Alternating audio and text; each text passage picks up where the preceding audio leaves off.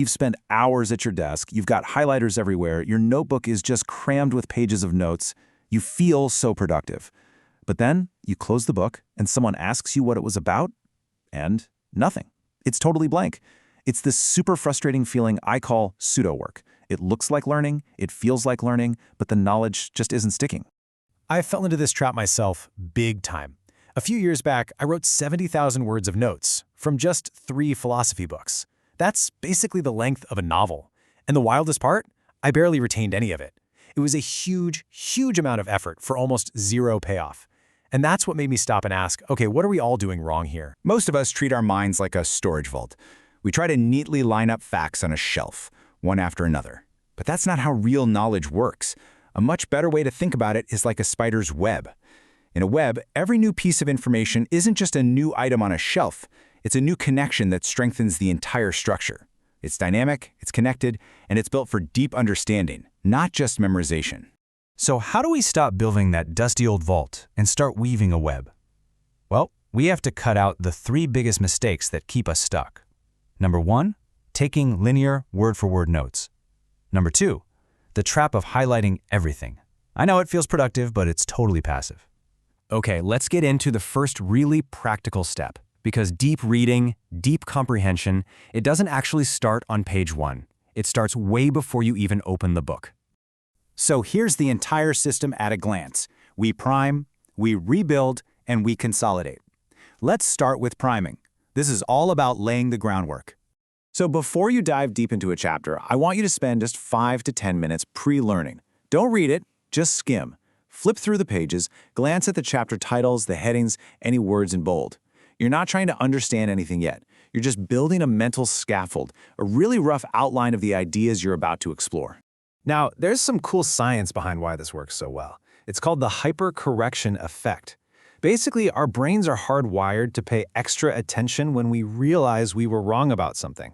By skimming first, you create a quick, and probably wrong, guess about what the text is about. Then, when you actually read it and correct that guess, your brain flags that new info as super important, and you remember it way, way better. So, once you've primed your mind and you've got that basic scaffold, it's time to actually engage with the text. But we are not going to read for hours on end.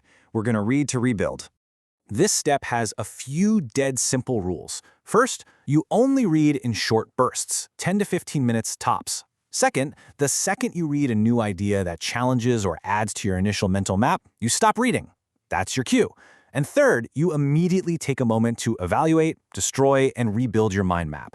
This is an active, ongoing process.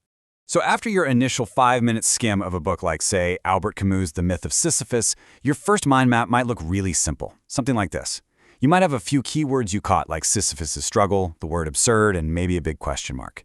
This is your starting point. It's your first hypothesis, and honestly, it's supposed to be wrong. Now this is where the real work begins. As you do your first 15-minute reading sprint, you're going to find new ideas. And each one forces you to ask, okay, where does this fit? How does this change what I thought I knew? You're not just adding new information to a list, you are literally redrawing the map and changing the connections between ideas. After just a few of these short reading and rebuilding sessions, your map starts to evolve. It gets more complex, more nuanced, you see new connections and ideas branching out. But here's the most important part. The map on the page isn't the knowledge. It's just a visual trigger for the web of connections that now actually exists inside your head. The real building is happening in your brain. So you've built this awesome web of knowledge, but how do you make sure it's strong and that it lasts? Well, the final step is to consolidate it, and the best way to do that is by teaching it. This is where we use the famous Feynman technique. The rule is super simple. You take your mind map and you try to explain it out loud in the simplest terms you can, as if you were teaching it to a total beginner. The second you get stuck, or you hesitate, or you use a bunch of jargon, bam, you've just found a gap in your own understanding. That's your signal to go back to the book and fill that gap. This quote really just says it all. The whole point is to get the knowledge off the page and into your head. I actually used this exact method when I was learning jujitsu. My final mind map for a concept had very few words, just some symbols and key words. Why? Because I could look at a single symbol and then explain the entire concept out loud for 5 minutes straight. The knowledge was in my head.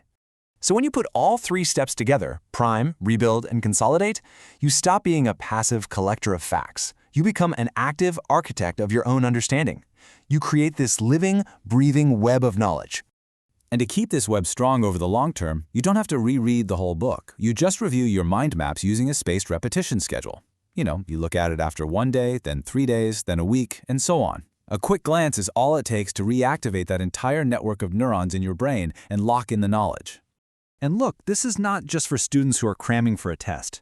Think about it. If you're a professional and you get a dense 50-page report dropped on your desk, using this system, you can quickly skim it, build a core mental model of the key takeaways, and figure out exactly which sections are actually worth reading deeply. It's all about surgical precision, not brute force. At the end of the day, this system transforms reading from a chore into a creative act of building something. So the question I want to leave you with is this.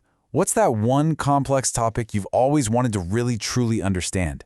Maybe it's time to stop taking notes and start building your web.